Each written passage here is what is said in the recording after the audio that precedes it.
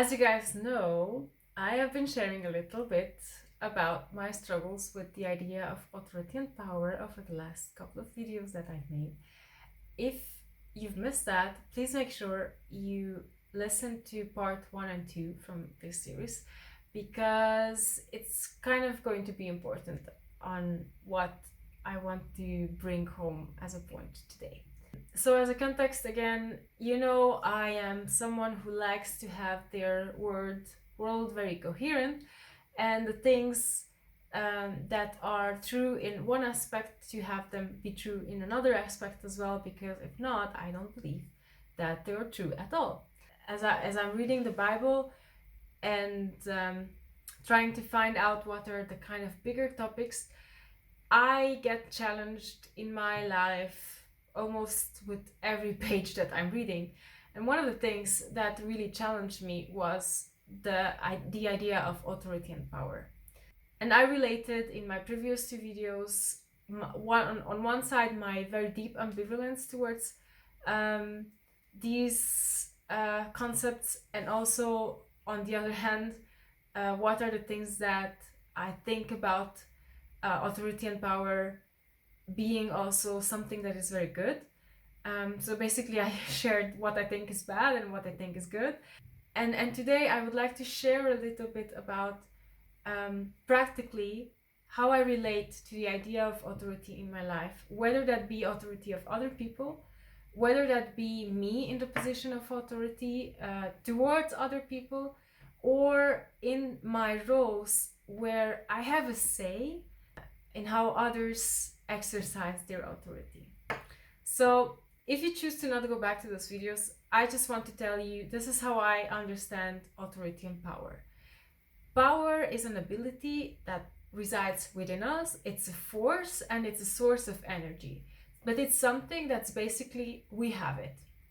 And authority is something that is given to us. It's a right to exercise that power and to basically force or coerce other people or to experience certain feelings, certain thoughts, or certain behaviors. I shared in my videos that I have a very deep mistrust with this idea, because I'm seeing it done wrong on so many levels in this world. I'm also sharing that I think the problem is that we are misusing authority and power. So maybe using it correctly, it will be something that we really need in our lives, and it's life-giving. So by the different literature that I'm reading about this and have been studying over the years, I want to share a couple of things that are the principles of how I base my relationship to authority and power in my life. So first off, in positions of authority, look for compassion, understanding, and selflessness. So this is what I mean by this. Mainly because of my spiritual tradition as a Christian, I've always looked to learn about the idea of authority and power by learning about the character of Jesus, who is the incarnate image of the triune God, of how he experiences and exercises his authority and power. And what I see him doing in the Gospels in his life is lifting up the poor, healing the sick, empowering women, and generally using his power to be life-affirming and empowering.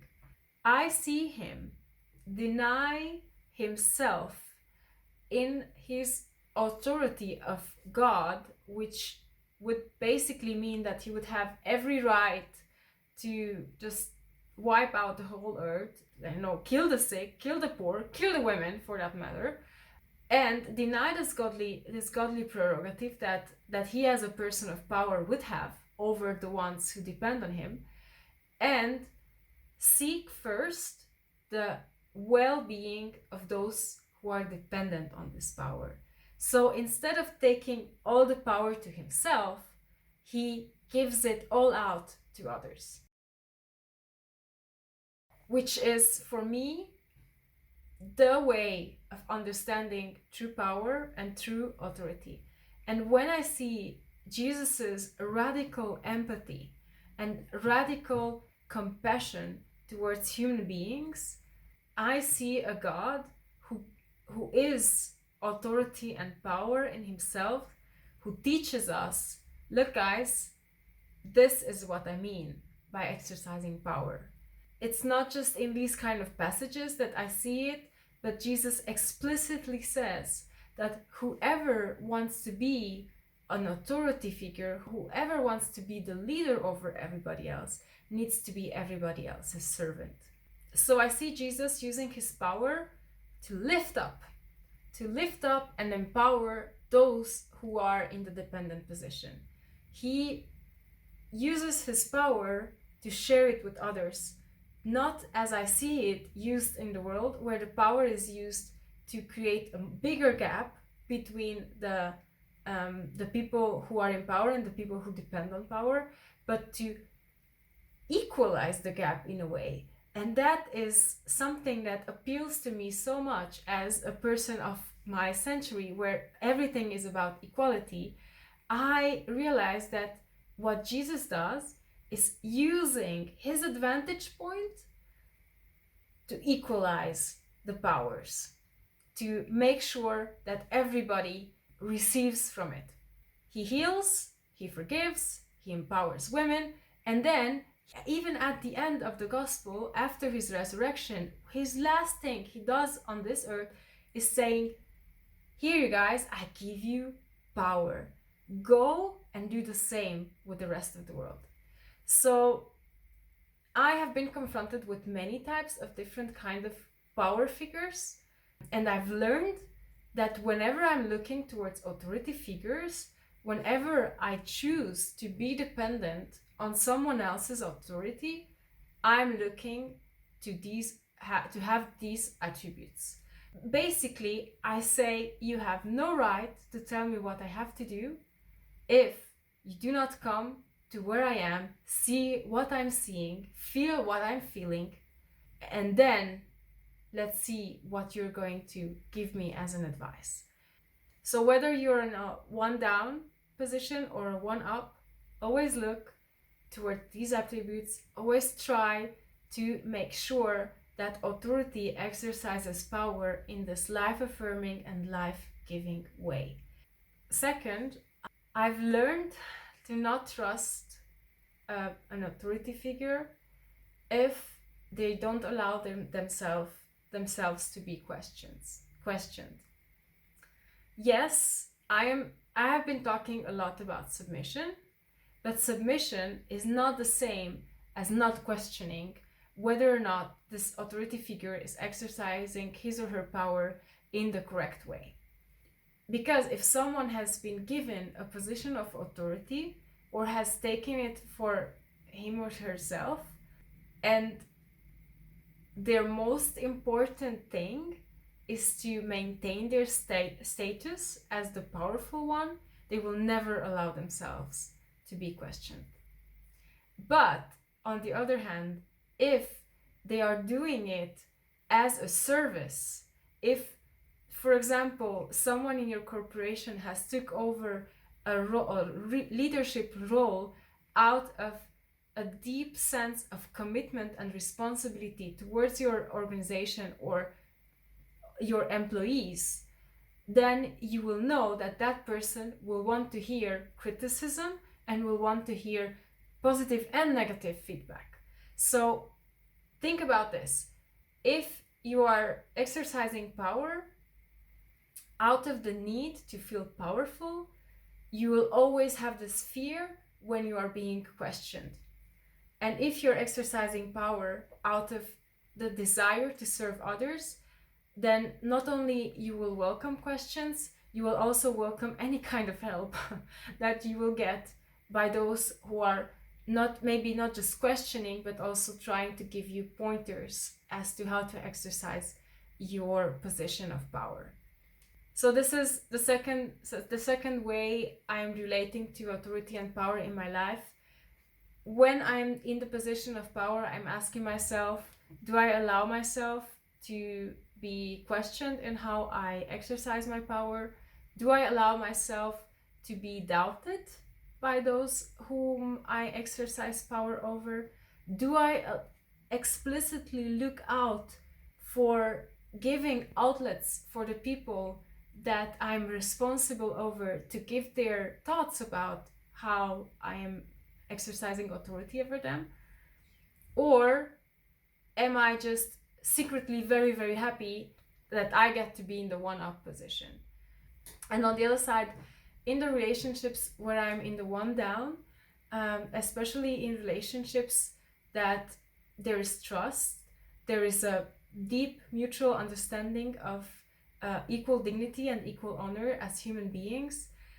For some reason, I always have this heart of trying to help the other person exercise their powers. So I generally I'm the one who tries to bring some criticism, some questions, some feedback to the table, albeit really sometimes not in a very sensitive way, but I'm working on that.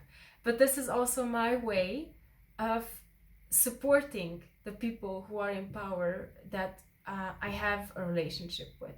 And thirdly, again, I've touched on this briefly on my previous video, but I want to kind of put this in a more profound way. Reflect on your own roles in your life. As human beings, we have power and responsibility over the earth and towards each other. We have that in our family relationships, in our friendships, in our jobs, in our very, very different roles that we have. We all are in different one up and one down positions. And granted, it is very hard to be in the one down position. It's very hard to always feel this vulnerability. And it's very understandable that most of us want out of this role. But taken seriously, it's also very hard to be in the positions of power and responsibility. Just imagine yourself being a very, very conscientious person and being a president. Just imagine how much anxiety you will feel at every decision that you're making sure that that's the right decision, especially for the people who most depend on the power. I know this has not always been the case with presidents generally, but just imagine them taking their role as leaders this seriously. So reflect on your own roles. Where do you have the one up position? And where do you have the one down? What characterizes your experiences of these situations?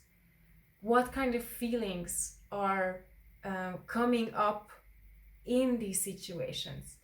And what can you do to work towards being trusting and knowing that you can depend when you are in the one down situation? And what can you do to develop your character that when you are in the power position, you really focus on those who need you rather than on your own needs and desires? And these are huge things, it's clear. But I do believe that in all of our lives, we have power and we have a choice on how we want to experience our authority and power. Let me know in your comments, how do you deal with this area of human experience? Do you find yourself thinking about these kind of things? And if so, what are the kind of things that come up to you? Have you ever also experienced healing that made you realize that your whole feelings and priorities changed? That's also such a powerful experience, is it not? In any case, this is the kind of things that I'm talking about in this channel, and if you like this kind of content, please make sure you subscribe. Please make sure you engage in the comment sections or write me private messages if you are more interested to hear about something rather than something else. I am more than happy to incorporate that in my planning of the future content. And just stay tuned generally for what I'm doing in this channel and on my Instagram. And until those next videos come along, take very good care of yourselves. Bye!